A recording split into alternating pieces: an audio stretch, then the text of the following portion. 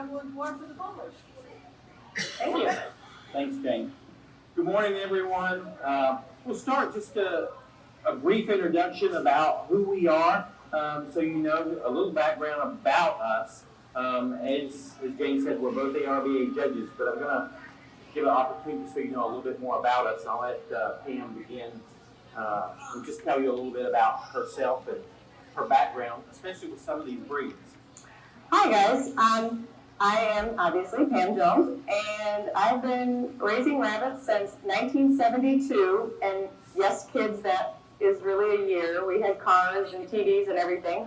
I started in 4-H because I wanted to be involved in 4-H, but I didn't live on a farm, so I was able to get rabbits and still participate in 4-H. I started with Champagne d'Argents, but then soon found out about Netherland Dwarfs, and my mom and I were totally hooked once we saw them, so we obtained some Netherland Dwarfs, and I've raised them ever since. I've raised Dwarf Hotos on 3 different occasions for many, many years, had some national winners, and many other breeds besides those. So, a little bit about me, And as Jane said, I'm Jeff Hardin. I started just a couple years before Pam, back in 1969, and have been judging since 1982. Like Pam, I started with Netherland Dwarfs back in the 70s, and still have Netherland Dwarfs today. I was telling some folks before we started the Dwarf Hotos. I was one of the charter directors of the Dwarf Hotot Club. They came over from Europe back in the 80s. Elizabeth Sportsinger and Louise Cowan were 2 of the ladies that were very instrumental in bringing those animals over here to the United States back then. It's a really nice breed. And so today, we're challenged with looking at 3 of our smaller breeds, which is the Netherland Dwarf, the Dwarf Hotot, and the Polish. And I would say to you, if you're raising rabbits, whether you're a youth member or an adult, if you don't have the ARBA standard of perfection, that is the best thing you can purchase. If you get that, I strongly encourage you to look at your breed, whatever breed it is, whether it's one of these 3 breeds. Look at the standard in there, read that standard, understand what the meaning of those words are. An old friend of mine who was a judge for many years, Bobby Byrne, used to always say, words have meanings, and there's nothing more truer than that. Look at the word that's used in the standard and understand how it's meant, how it's applied to that rabbit and that breed. So I thought to make this really easy, if you're going to do a comparison of breeds, it's really nice if you can actually have something to compare. So we looked at what we could do in terms of making this easy for everyone. And we put together a little, basically, it's a cheat sheet. Netherland Dwarf. When you come to the secretary's desk, Netherland Dwarf. And it takes the 3 breeds here, and we took the standard and we looked at the major components of that breed and we compared them. So, a little history about this. If you go through here and you look at the various components in this comparison, 2 of these animals, the wording, the descriptions of their characteristics are extremely similar. And if you look at that, and anybody who raises these, and a little audience participation, because it always makes good. But in terms of these 3 breeds, there's 2 of them that are very, very close in how they're described. And what are they? The Dwarf and the Dwarf Hotot. And so, the reason the Dwarf and the Dwarf Hotot are extremely similar in their characteristics, they are, for all practical purposes, in every part of the world except the United States, the same breed. So if you go anywhere else that functions by a standard other than the ARBA standard, the Dwarf Hotot is simply another variety of the Netherland Dwarf. And so it came from the same genetic pool, the description of the head, the ears, the whole thing were exactly the same. So you say, well, if you look at this sheet though, the Dwarf Hotot can be a little bigger than the Netherland Dwarf. And that goes back to the fact that I was old as dirt in terms of knowing things. When they first came over, they were imported from a country where the dwarf standard allowed the weight to be a little larger.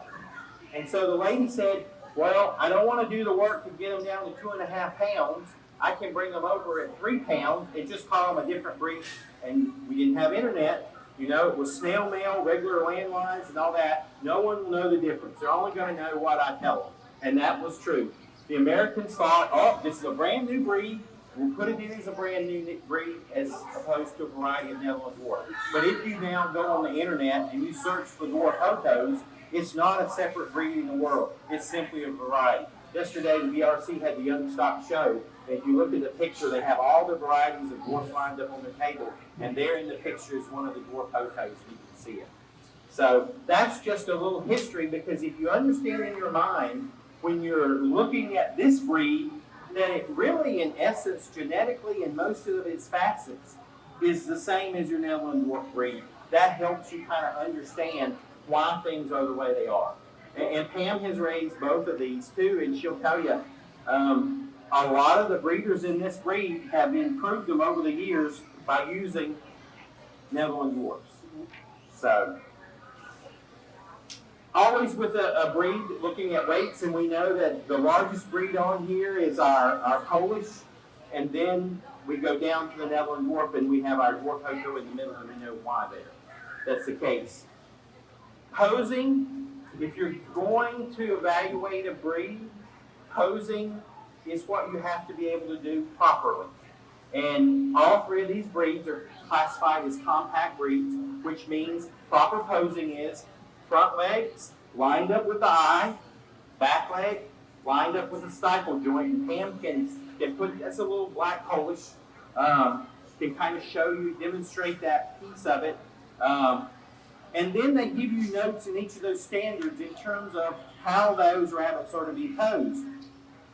And part of it has to do with the characteristics. For example, under Polish posing, it says the only time you put your hand here is when you do the type. So you know once you get the animal posed, then everything else you're going to do once you've evaluated the type with your hand here, then you're going to have to jerk your hand off. Because why? If you look at the points, what are you covering up? On the back sheet real quick, you've got 15 points on the head, you've got 15 points on the ears, and you've got 15 points on the eye.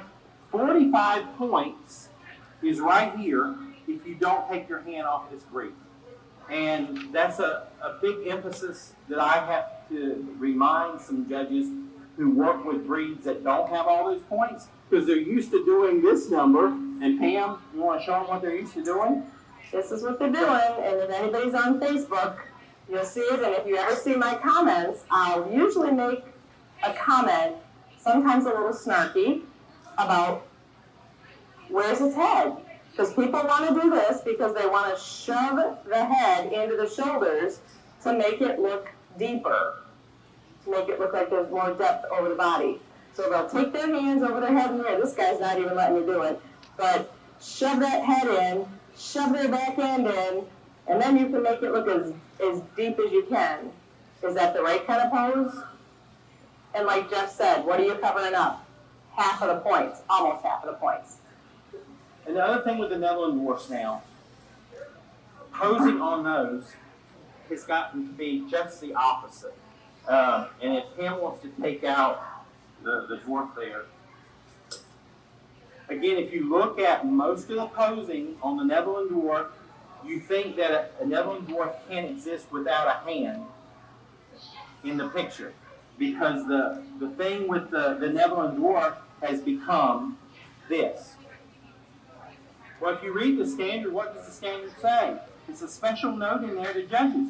It says, judges, don't encourage them to stand up. They should not be erect on their front feet. And the other thing it says is, you should not see daylight from the side, and nor should you see daylight under here. So if you see daylight there or daylight here, that animal's not posed properly. They want the animal in a nice, natural position. And people say, well, we have to do this because that elevates the head and gets it off the table. The key to getting the head off the table is to have proper depth at the shoulder. If the animal is structurally built correctly, you see, I don't have to hold my hand under her head. Her head's not here. And then the other thing, if you look at the body type on the sheet, it tells you that the depth of the shoulder carries back to the hind quarter. So you're supposed to come back here and then round off. Critically, she needs to round off just a little bit further over that hind quarter. But the key point is she starts here and she goes back and then rounds. And it's not because I'm holding her head up. Because 9 times out of 10, you take your hand off of this head, it flops on that table. And the reason why, it's got a shoulder that's about this high structurally.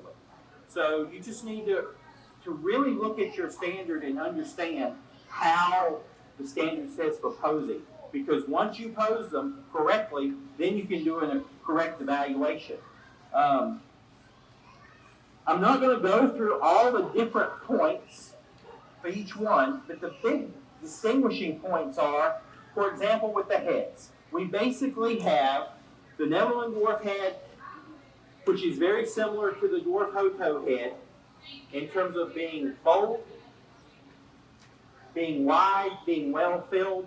The only exception is the Netherland Dwarf standard does talk about the fact that this head should be round in every direction and it should balance. And also, if you notice here on the front of this sheet, the Netherland Dwarf standard is the only one that talks about balance.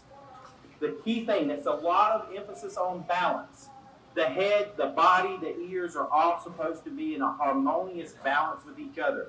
So it's no better to have this huge head with a faulted body, or have a wonderful body with a small head, or super thick ears but only a fair head. The thing about it is the head has to be round this way, the head has to be around this way. It should be a ball for all practical purposes. And if you look at this rabbit, that's not a round head. The head is more oblong. She has tremendous width though, from the front. But in terms of a skull structure, the head needs to round this way. And it needs to be round this way. And that's a lot of things we now talk about. Oh, look, that's a really massive, bold head. But is it round? The other thing is, this head here, in terms of size of the head, should be harmonious with the size of the body. So if you think about a Netherland Dwarf being made up of 2 balls in the body, and this is how big they are, you should have a ball here of the same size. And that is a balance. The Polish head's a little different. And Pam, you want to talk about how his head is, or her head is different? Sure. First I want to ask, does everybody know what Jeff meant when he said that it should not show daylight? Is there anybody that's not quite sure what that meant? Feel free, because if you don't know, your neighbor probably doesn't know. Everybody knows what you mean by showing daylight? All right, cool. Just want to make sure.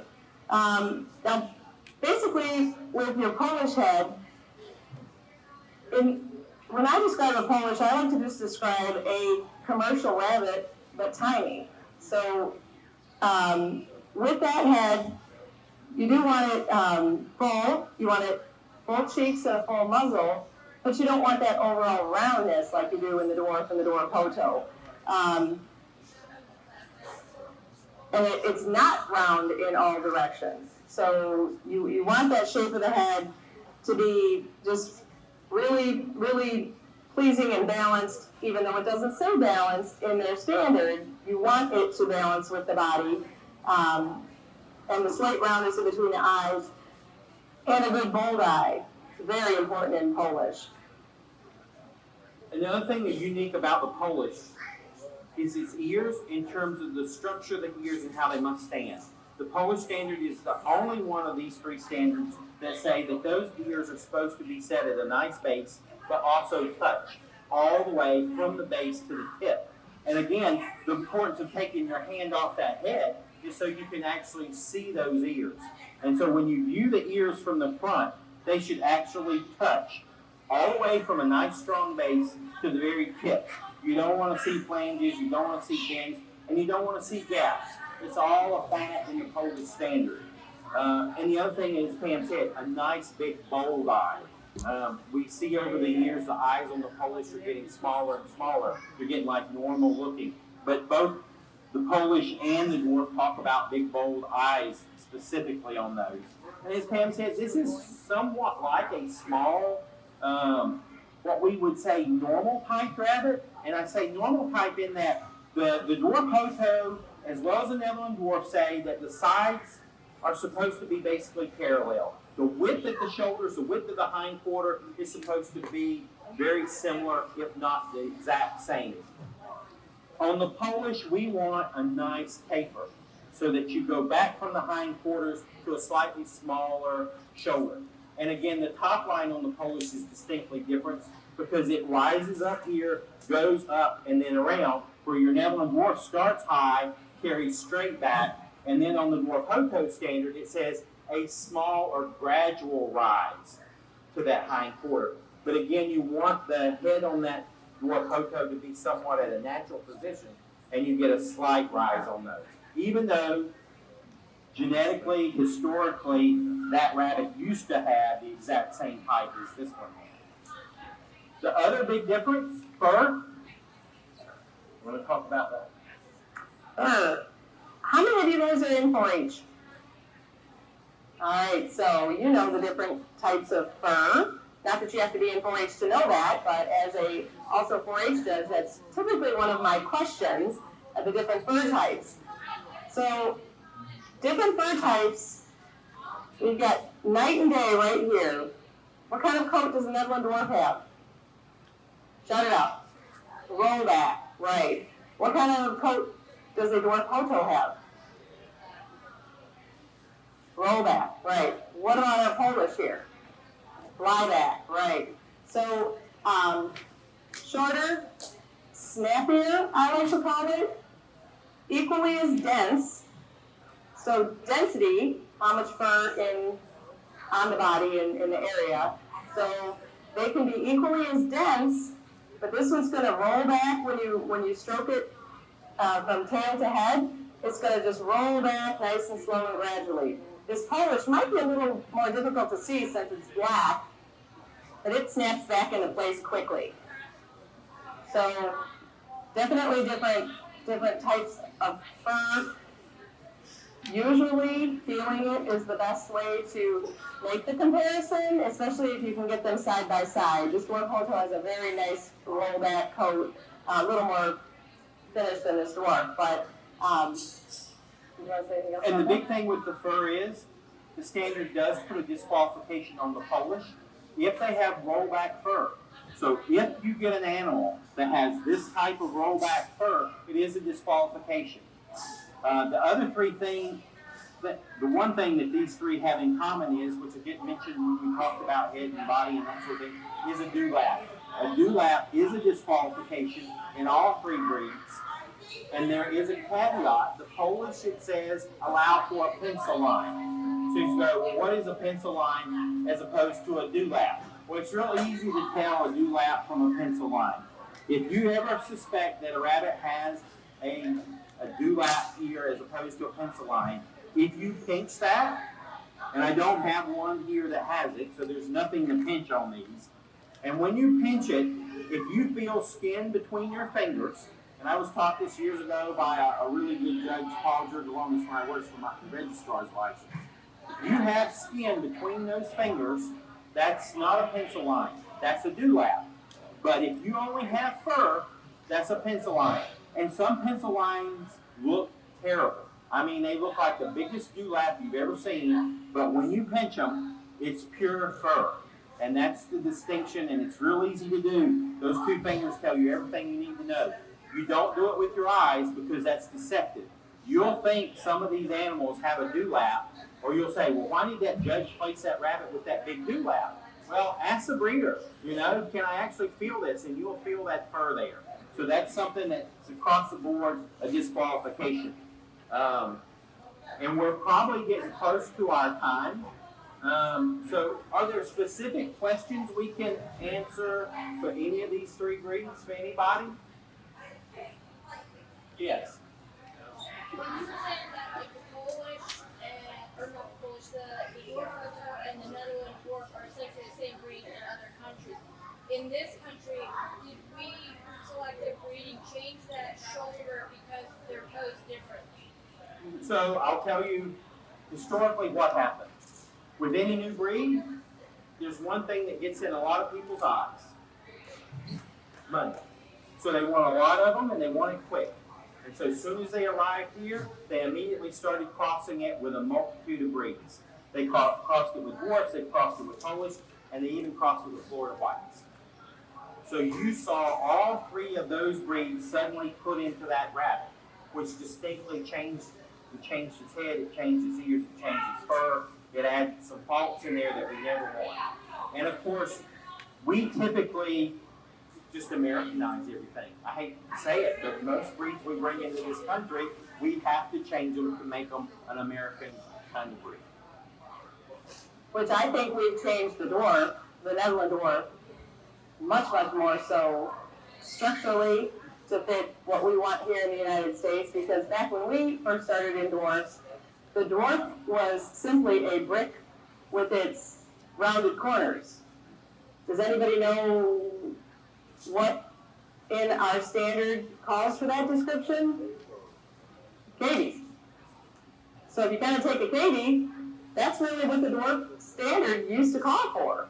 A brick with the corners rounded off. So obviously, we've changed that quite a bit. And if you're on Facebook with either Jeff or I, you'll see a lot of pictures from Europe and overseas, and the dwarfs and most of their breeds are posed much differently. They don't have the lower shoulders and real deep hindquarters. They kind of pull everything. Owen, please report to the secretary's desk. Jaden Owen.